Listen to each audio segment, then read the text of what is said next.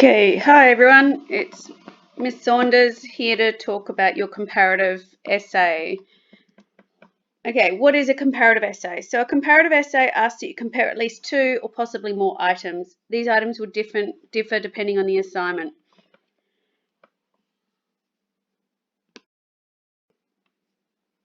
You might be asked to compare positions on an issue, e.g. representation of the other, characters in film 1 and the other in text 2.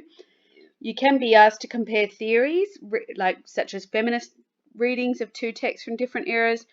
You can be asked to compare genre conventions, such as multimodal features of a film and narrative features of a novel. Although the question may say compare, the assumption is that you'll consider both the similarities and differences. In other words, you'll compare and contrast. Questions for comparative essays. So questions that you could get could be: compare how attitudes towards a particular group or issue have been represented in 2 texts, or explore how 2 texts of different genres respond to the concerns of the same time period, or compare how 2 texts of different modes use textual features to explore a similar idea or theme. So what you'll notice that the circles in the red are covering the ideas that the questions are looking at. So attitudes, concerns, same time period, or similar idea or theme. These are the ideas that in the text. However, the blue is circling the conventions. So represented and the word how actually means the conventions of the text. So some questions will be specific. It will say explore how 2 texts of different genres, or it might say how the conventions or textual features such as these questions here. But others might just say how it's represented, which means the same thing. How has the conventions constructed the idea? So develop a list of similarities and differences in ideas, first of all.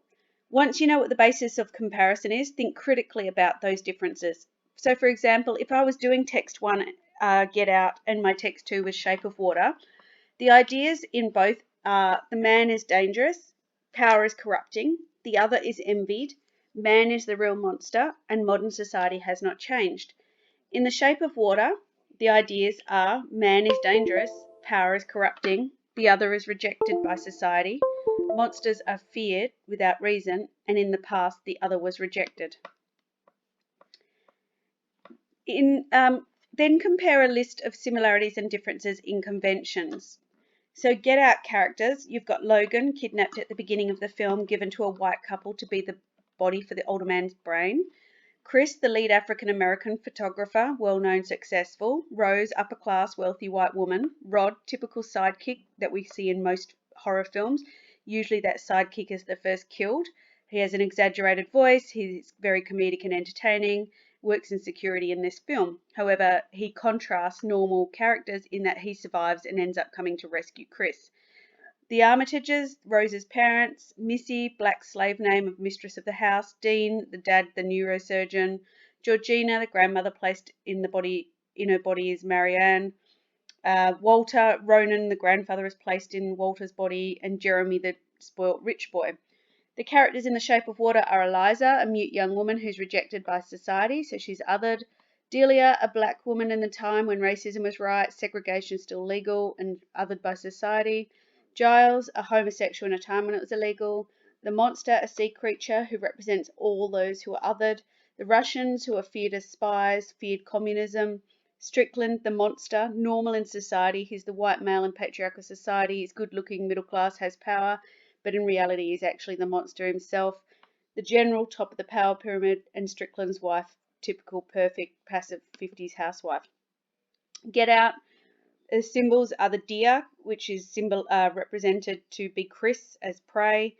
The camera represents freedom. The camera is used to capture evidence and release people from their sunken state. The camera is also used as a symbol of truth. It's linked with the eyes and forces the truth to be seen. And there are other symbols like the white clothing, the silver spoon representing born into wealth, the tapping of the spoon like the bell ringing the slaves back to slavery, the black mold, which symbolizes black people and how they see them as overtaking, white cars, which capture black bodies, and black cars, which symbolizes the black bodies that the white people will take away with them. And also, one not mentioned there is cotton, when Chris picks the cotton out of the chair and he stuffs it in his ears. The cotton is obviously what they used to pick on the cotton farms. So it's representative of that era of slavery, but he uses it and subverts that old symbol of when they didn't have power, and he uses it to regain his power. The Shape of Water, voiceless. All the characters who are voiceless, they have the ability to communicate, but those who have voice are the ones who have communication problems. Rot and ruin. Strickland's hand literally rots, represents his inner nature. The American dream, represented by the car, money, the family, power, the house. It's represented as what everyone wants, but then it's shown to be rotten inside. He has obedient wife, 2 kids, 1 girl, 1 boy, represents the perfect family. He buys the car, which is a symbol of him achieving, money and power. But then it's shown that he's, on the inside of that house, he's violent, he's sexist, he's disgusting towards his wife, and doesn't really seem to have much care for his children. Water, the shape of water changes depending on what container it's in, evoking the idea of beauty and humanity as many faces. War and weapons, Strickland uses the electric baton to abuse the sea fishermen, and war between the Americans and the Russians created conflict between the scientists. Guns are always in possession of the whites, which highlights the dominance in social hierarchy. Romance and old movies, Giles is homosexual who struggles to find love and express himself.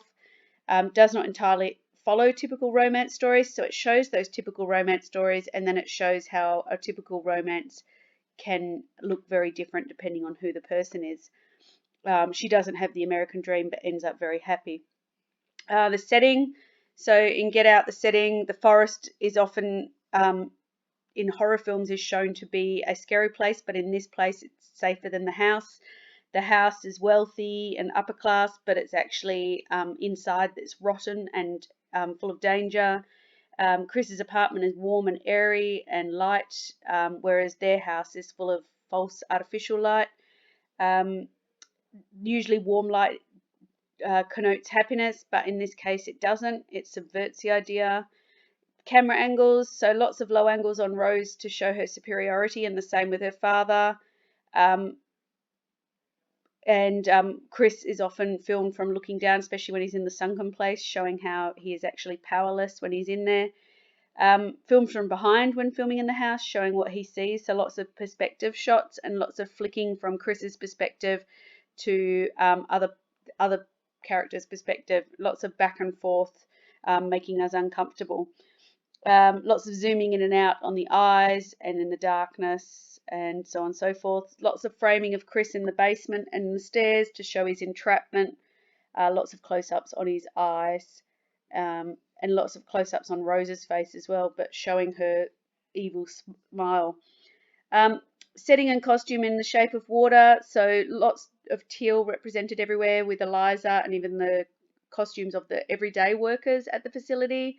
So the teal is a symbol of water throughout the film, but it's also a symbol of hope and innocence. Eliza's home is very romantic, and also her home is covered in like scales and patterns. There's lots of red blood throughout the film, which is a symbol of blood and danger. And often water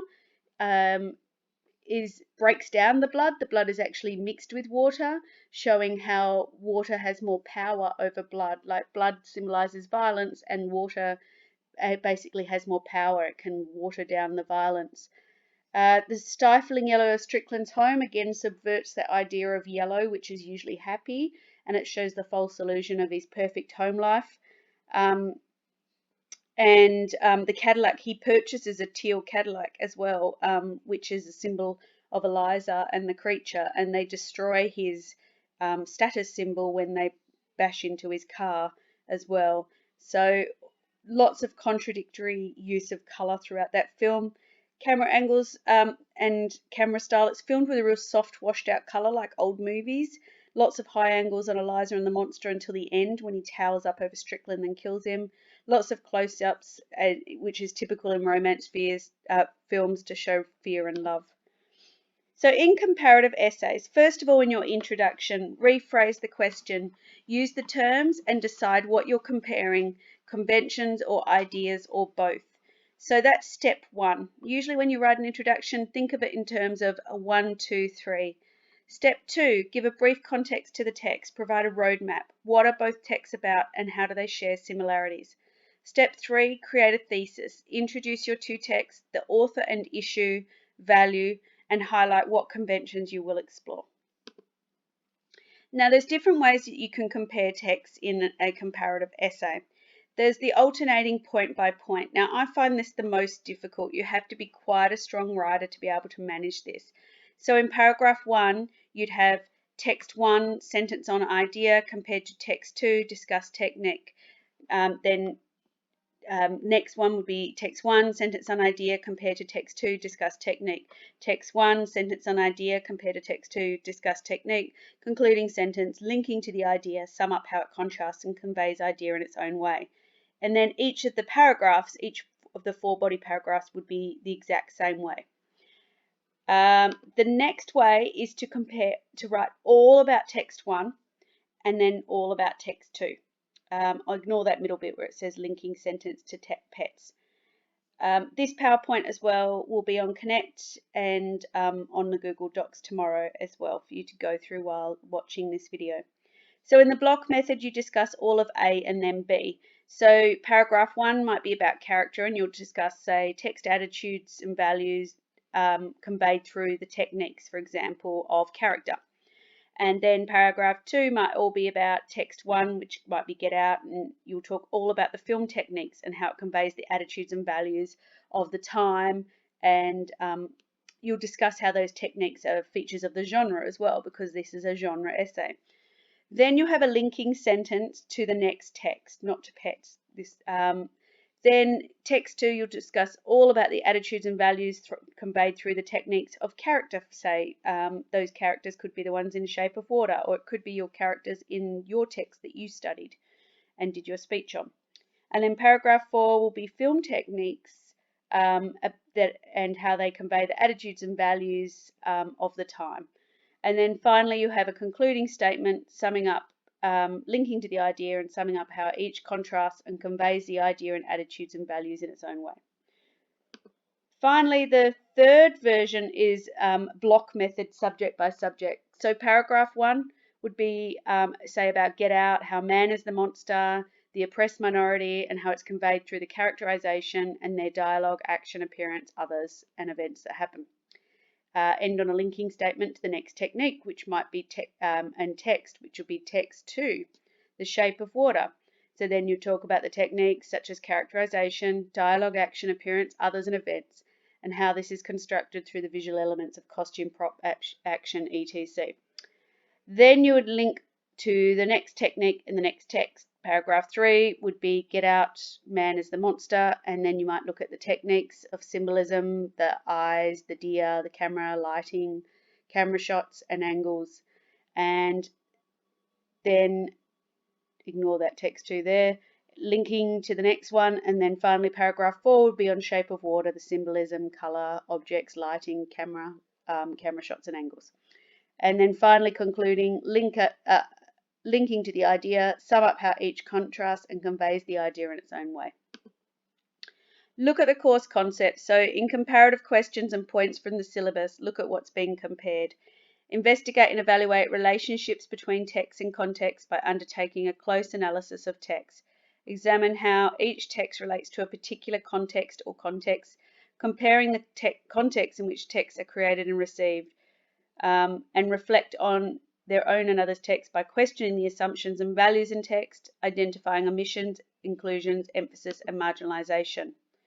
Also, the teaching points, it's about genre. Okay, so you need to know that those techniques and those characters and the way they're constructed and the way the films are made or the way your texts are made, they are made and they represent the features of their genres.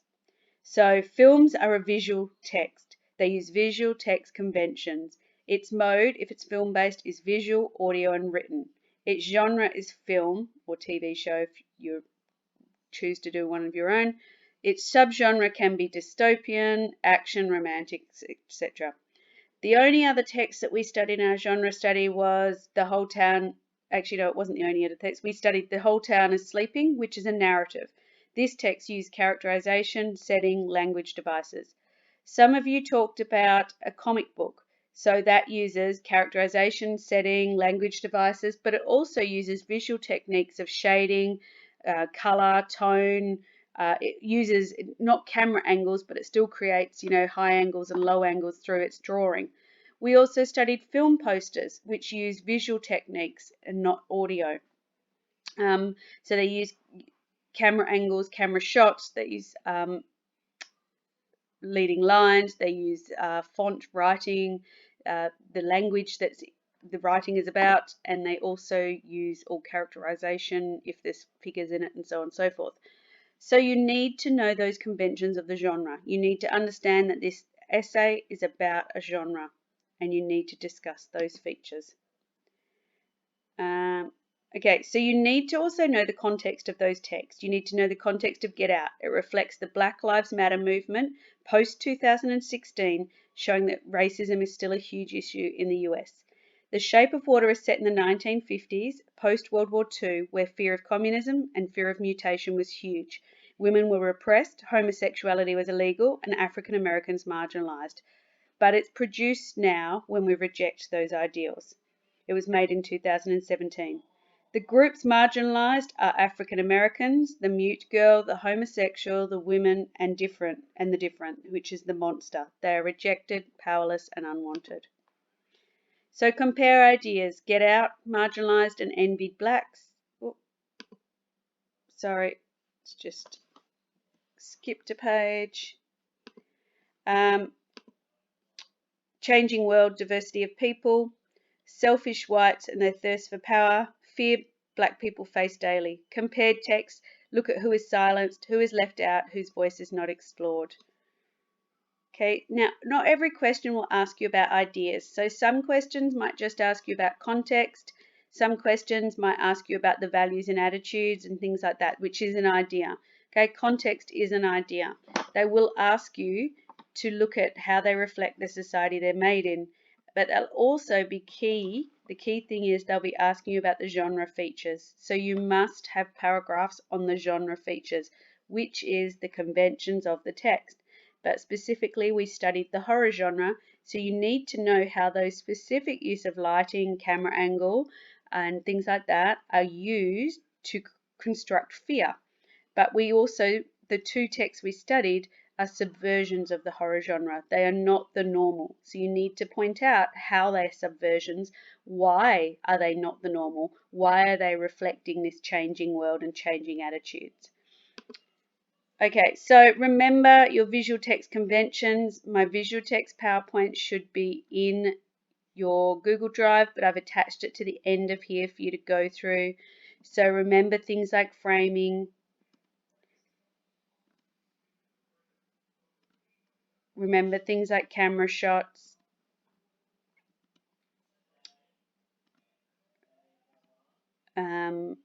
Remember things like what the camera shot does, how it makes us close to people or further away. Remember things like camera angle and how they construct power, but also remember our films sometimes subvert the typical. And they do that for a reason, because they want to show that they are adapting that genre. They want to be different. Think about people in relation to each other in the frames. Look at symbols within the films as well, like images of duality, reflections, focus, and look at the editing techniques as well. Usually horror films have lots of fast editing and lots of abrupt cutting. However, it's not used in both of the films we studied, and in fact, Hollywood editing was used more. And of course, we look at lighting and look at the symbolic codes of color, which our notes did cover, character, setting, and other symbols, which we have discussed throughout. Okay, good luck everyone. Oh, and don't forget, sorry, look at the audio as well, diegetic sound, non-diegetic sound, the use of music. Get Out has some really effective music. I know I haven't put it in the tables, but I would be mentioning it if you can. Tie it into when certain characters are shown. For example, when Logan's stolen, how they play Run Rabbit Run, and how they play the theme song, the title song, Get Out, with the Swahili, and think about what it's trying to reflect. Excuse me. All right, good luck everyone, and I'll see you later. Bye.